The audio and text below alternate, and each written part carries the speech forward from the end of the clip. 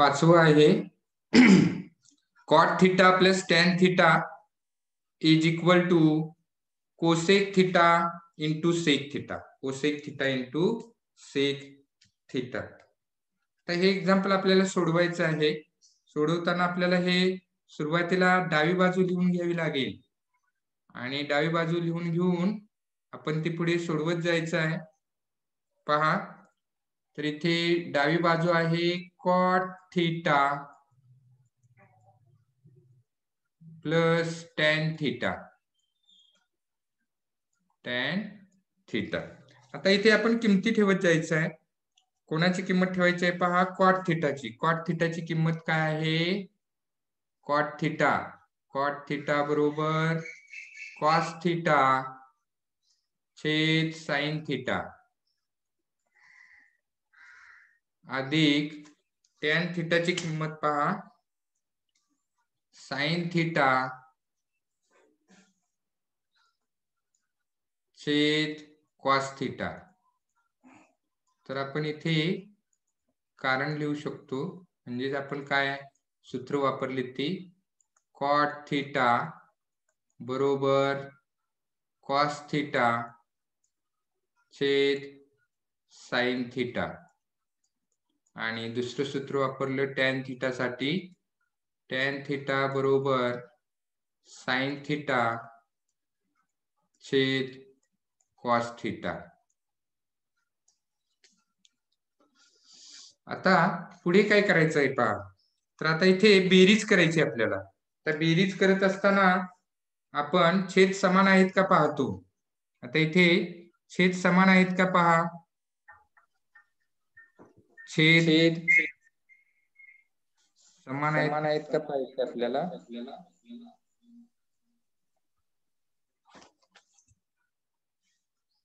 Just minute. आता इथे सोडवत असताना छेद समान नाहीत म्हणून तिरकस गुणाकार पद्धत वापरायची आहे. कॉस थिटा गुणिले cos theta cos square theta होणार. कॉस स्क्वेअर थिटा अधिक साइन थिटा गुणिले sine theta sine square theta होणार. साइन स्क्वेअर थिटा आणि छेद साइन थिटा गुणिले कॉस थिटा म्हणजे sine theta into cos theta. आता पुन्हा पहा, इथे अंश जर पाहिला तर तिथे आपल्याला माहिती आहे की इथे sine square theta plus cos square theta. तर याची व्हॅल्यू जी आहे ही आयडेंटिटी आहे आणि याची व्हॅल्यू आहे 1. याची व्हॅल्यू 1 आहे, किंमत 1 आहे. तर ती आपल्याला इथे ठेवायची आहे. अंशाची किंमत 1 मिळालेली आहे आणि छेद आपण आहे तसा ठेवणार आहोत. म्हणजेच साइन थिटा गुणिले कॉस थिटा. आता हे वेगळं करायचं आहे. 1 छेद साइन थिटा वेगळं लिहिणार आणि 1 छेद कॉस थिटा वेगळं लिहिणार आहे. त्यामुळे आपल्याला सेपरेट लिहायचं असेल तर ते कसं पहा, बरोबर 1 छेद साइन थिटा गुणिले 1 छेद कॉस थिटा. म्हणजे वेगळं वेगळं आपण लिहिलं.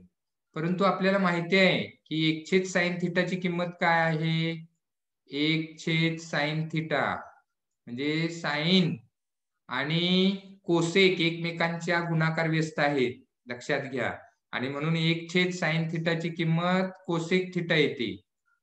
कोसेक थिटा आणि कॉस आणि सेक एकमेकांच्या गुणाकार व्यस्त आहेत आणि त्याच्यामुळं 1 छेद कॉस थिटाची किंमत सेक थिटा येते. याची किंमत काय येते, सेक थिटा. तर या किमती आपल्याला इथे ठेवायच्या आहेत. काय मिळेल पहा, बरोबर 1 छेद साइन थिटा म्हणजेच कोसेक थिटा, कोसेक थिटा आणि गुणिले 1 छेद कॉस थिटा म्हणजेच सेक थिटा. आणि इथे पहा उदाहरणामध्ये, तर इथं आपल्याला उजवी बाजू मिळालेली आहे. हीच आपल्याला इथे उजवी बाजू मिळालेली आहे आणि याच्या आधारे आपण लिहू शकतो की डावी बाजू बरोबर उजवी बाजू. आणि म्हणून इथे आपल्याला डावी बाजू बरोबर उजवी बाजू मिळालेली आहे. म्हणजेच इथे सिद्ध झालेलं आहे. तर फार तर शेवटी तुम्ही पुन्हा एकदा एक्झाम्पल पुढे लिहायचं आहे, म्हणजे डावी बाजू आणि उजवी बाजू लिहायची आहे. ओके, तर हे उदाहरण आपल्याला अशा पद्धतीने सोडवायचं. पुन्हा एकदा पहा.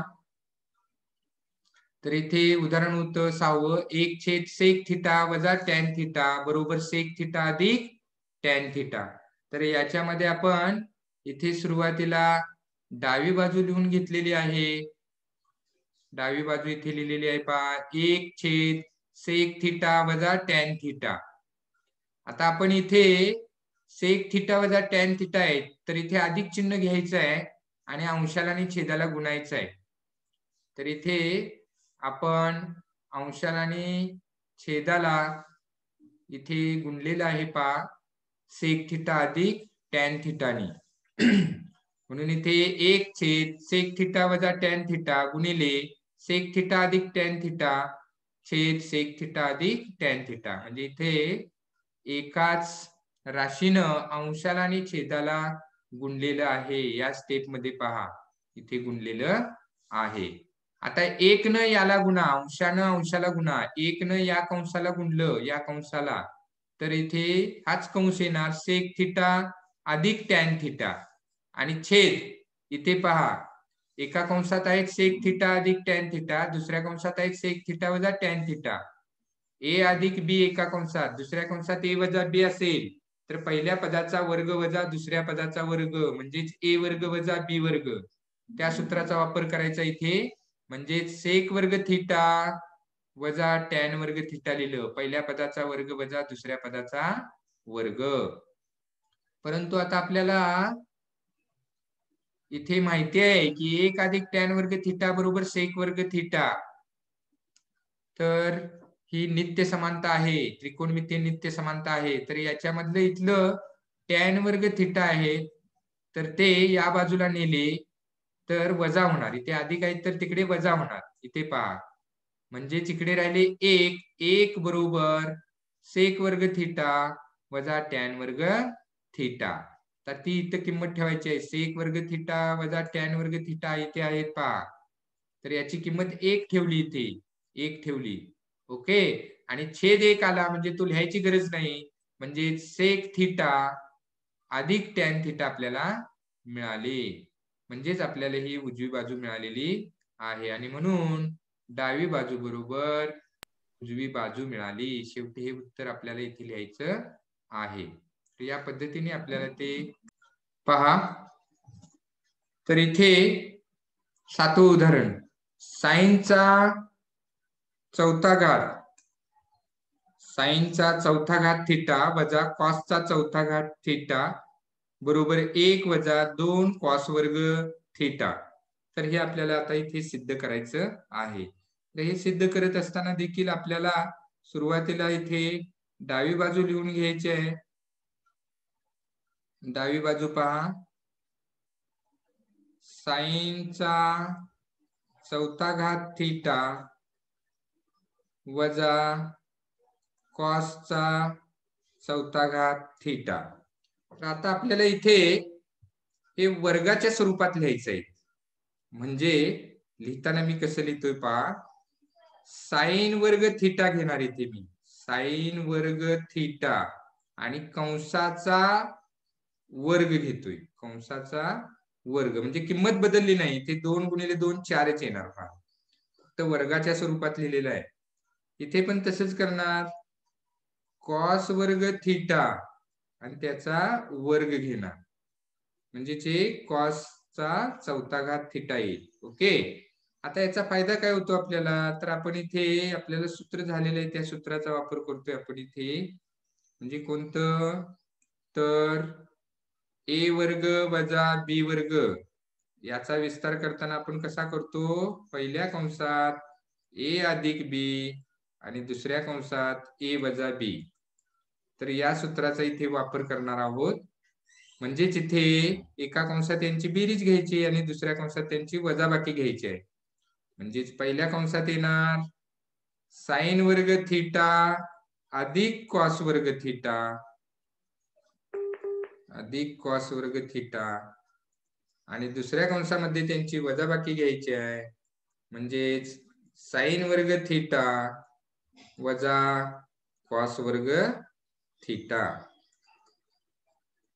आता पुन्हा पहा इथे साइन वर्ग थिटा अधिक कॉस वर्ग थिटा 1 येते किंमत. आपल्याला माहिती आहे ही झालेली आहे आपल्याला त्रिकोणमितीय नित्य समानता.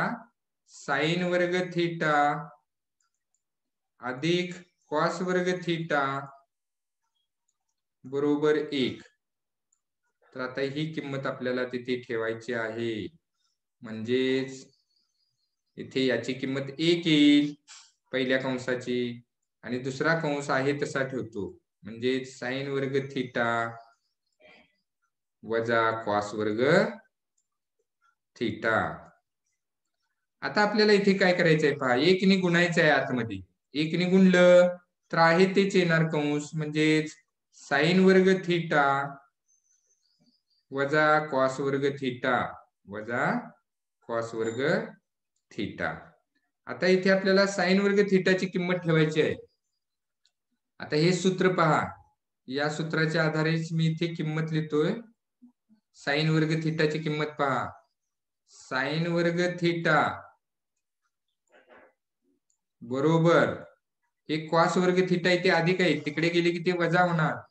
म्हणजेच 1 वजा कॉस वर्ग थिटा कॉस वर्ग थिटा. तर ही किंमत आपल्याला आता इथे ठेवायची आहे, हे लक्षात घ्या. साइन वर्ग थिटाच्या ठिकाणी. तर तिथे जर आपण किंमत ठेवली, कुठली किंमत ठेवायची आहे लक्षात आलं का? तर ही किंमत ठेवायची आहे हे समजून घ्या. इथे मी चौकटीत दाखवली पहा. तर ही किंमत आपल्याला तिथे ठेवायची आहे. ठेवल्यानंतर काय येईल पहा, इथे साइन वर्ग थिटाच्या ठिकाणी 1 वजा कॉस वर्ग थिटा ही किंमत ठेवली पहा इथे. याची किंमत जी आहे ती आपण इथे ठेवलेली आहे हे लक्षात घ्या. आणि हे वजा कॉस वर्ग थिटा आहे तसे लिहितोय, वजा कॉस वर्ग थिटा. आता हे 1 आहेत तसे मी लिहितोय सुरुवातीचे, आणि वजा कॉस वर्ग थिटा आणि कॉस वर्ग थिटा. इथे पहा कॉस वर्ग थिटा वजा कॉस वर्ग थिटा वजा कॉस वर्ग थिटा म्हणजे वजा 2 कॉस वर्ग थिटा वजा 2 कॉस वर्ग थिटा मिळाले. लक्षात आले का पहा? इथे आपण काय केलेलं आहे, तर हे एकत्र केलेले आहेत. वजा कॉस वर्ग थिटा आणि वजा कॉस वर्ग थिटा, 2 कॉस वर्ग थिटा झाले, 2 कॉस वर्ग थिटा. ओके.